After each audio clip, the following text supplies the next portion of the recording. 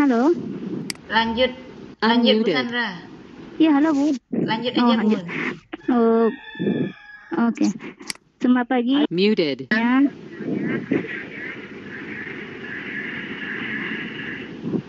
Selamat pagi adik-adik ibu semuanya. Semoga ya.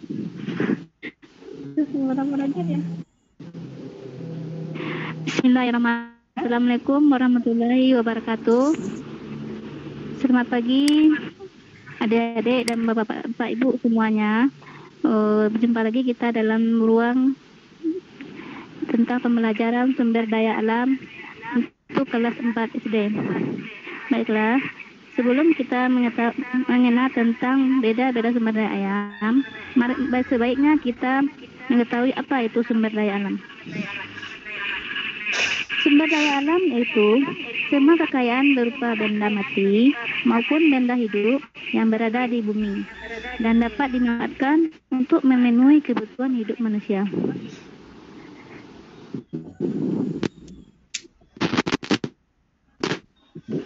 Sumber daya alam dibagi tiga. Yang pertama,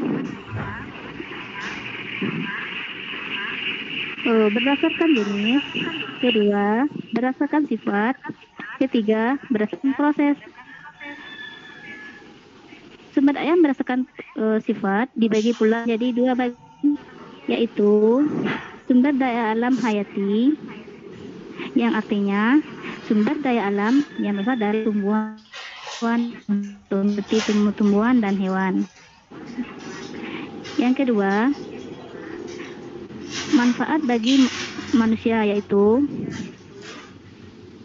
pangan, contohnya buah-buahan, sayur, roti, dan beras. Sedangkan untuk sandang, contohnya pakaian, celana. Sedangkan untuk kesehatan dan perawatan, contohnya jahe, kunyit, serai, dan lain-lain. Untuk perawatan, contohnya sabun, sampo, dan odol. Untuk bahan bangunannya, pohon kelapa dan pohon jati. Sumber daya alam non hayati yaitu sumber daya alam dari makhluk terhidup, contohnya air, sinar matahari, tanah. Manfaat bagi manusia yaitu pertama, sumber minum, contohnya air mineral. Yang kedua, penerangan, contohnya sinar matahari. Yang ketiga, bahan bangunan, contohnya tanah dan pasir. Sumber daya alam berdasarkan sifatnya. Satu, sumber daya alam yang terketahui, yaitu sumber daya alam disediakan kembali setelah habis digunakan, mempunyai sifat pulih kembali. Contohnya air dan lain-lain. Yang kedua,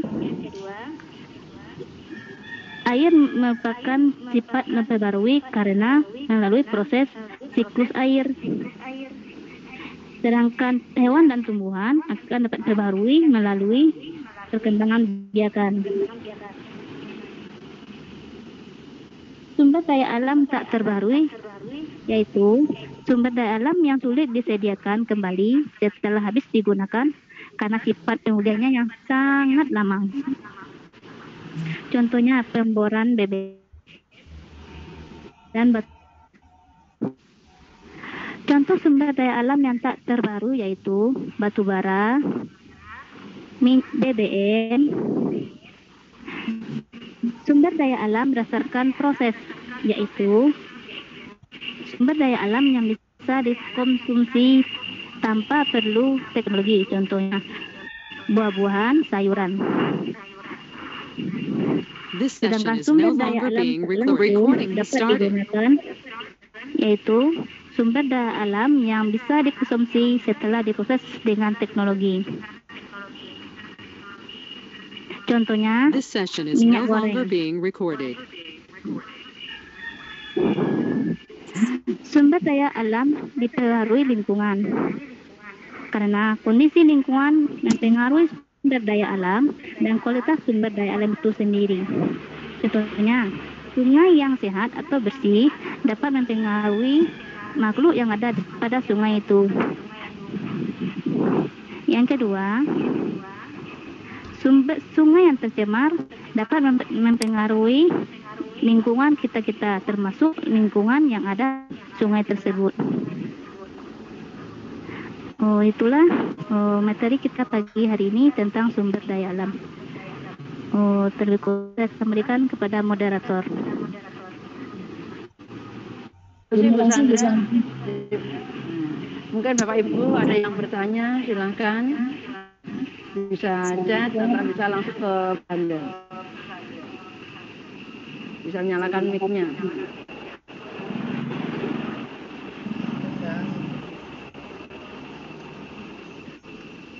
Chatnya tidak bisa saya buka. Enggak? Ini.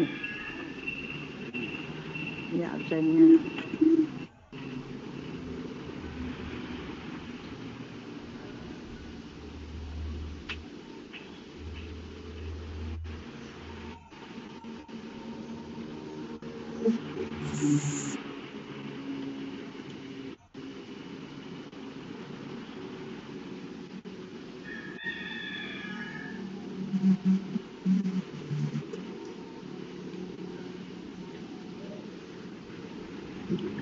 Baiklah, mungkin pada intinya sumber daya alam ini terbagi dua, yaitu sumber daya alam yang bisa diperbarui dengan cara pertama reboisasi untuk tumbuhan dan untuk hewan tidak melakukan pemburuan secara liar. Sedangkan sumber yang tak terperbarui kita harus menggunakan secara hemat dan tepat.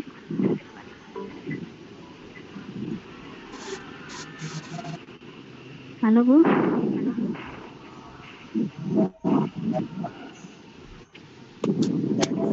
Saya mau menuliskan absen.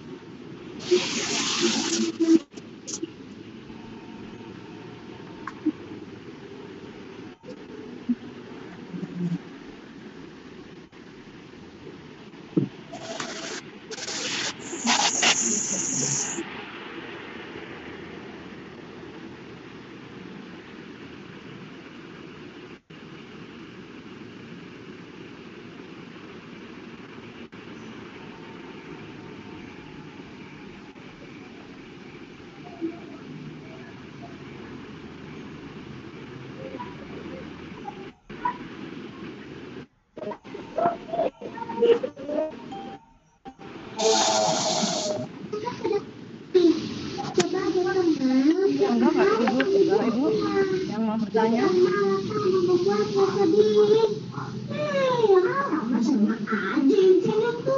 Enggak, ini absennya sudah saya munculkan. Ada apa ini? Kenapa kalian bertengkar? Enggak, Bapak Ibu.